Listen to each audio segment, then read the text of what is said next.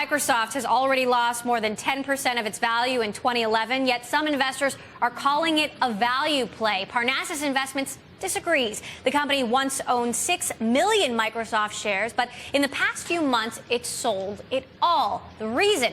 Parnassus considers it a value trap. For more on that, we're joined by Jerome Dodson, CEO of the Parnassus Fund. Jerry, welcome to Bloomberg West. Thank you very much, Emily. It's a pleasure to be here. Why did you dump it all?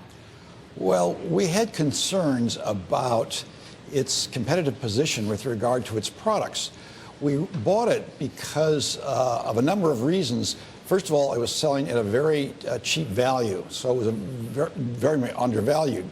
And secondly, we thought that after the small cap stocks had a big run over the last couple of years, it was time for large caps to take over and move higher and switch in positions since the large cap are much undervalued. And so we bought it. So those are the two reasons. As we looked more and more into the company, though, we were worried about its position and how the industry is changing. That is the consumer electronics industry. So, for example, people are buying more things like tablets now.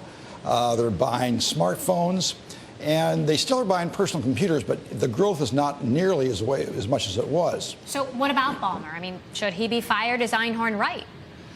I think there's an element of truth in what Mr. Einhorn says. The reason is they really haven't innovated, and they've been really second or third or late to market. So, for example, they just announced, or I think that the tablet is coming out. It's going to be very tough for them to compete with Apple.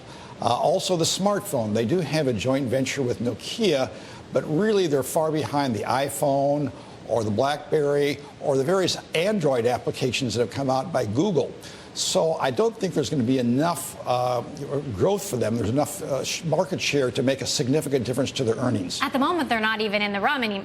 I mean, they're saying they're going to preview this operating system for tablets next week, but that's not even coming out until next year. You're absolutely right. They really are far behind in this race, and it's unlikely they were able to catch up, or at least anytime soon. Hey, Jerry, Cory Johnson here. So the only reason that Steve Ballmer still has the job is because they have managed to keep the battleship going, maybe in the same direction, not without traumatic growth, but they've done a better than some companies at returning value to shareholders in share buybacks, in a paltry dividend. Isn't that better than some companies like Google's and Apple's and Cisco's that sort of keep all the money for themselves? Well, that's only one aspect of being shareholder friendly, that is to buy back. I think the growth is a very important part, and there's other issues. I think you're probably right, though, that there are a lot of assets in the company. I mean, they really do have, with the Windows, that is the operating system that people use. Also, the Excel spreadsheet. They've got Outlook. And they have a lot of products. They've got online services. So you're right, there's value there. But what I'm saying, it's probably a value trap, because it's a big company and it's going to take a lot to move it up or down. It's now selling at a price-earnings ratio of 10, which is pretty low. I mean, the average is probably 14, 15, somewhere in that one. So it's undervalued. It's a big company, but I just don't think there's going to be enough growth to really get the stock to have good returns. Jerry, the old value investor saying you can't get hurt falling out of a basement window surely helped you here. I assume you didn't lose too much in this investment, but something changed. What's the one thing you think Microsoft should have done during your tenure as a shareholder that finally made you throw in the towel? I think they would have been better had they been able to innovate more with their products, be earlier. Part of it was just looking at the company, and there were just not that they didn't do anything during the time we held it, since we didn't hold it that long. But really, I didn't see any prospects for innovation going ahead. I thought the company was too bureaucratic, perhaps too big. It's not innovative. That was my main concern. And I was thinking, well, maybe they'll get together with the tablets, or maybe they'll get together with the phone, with the Windows Phone, or they'll have some other product.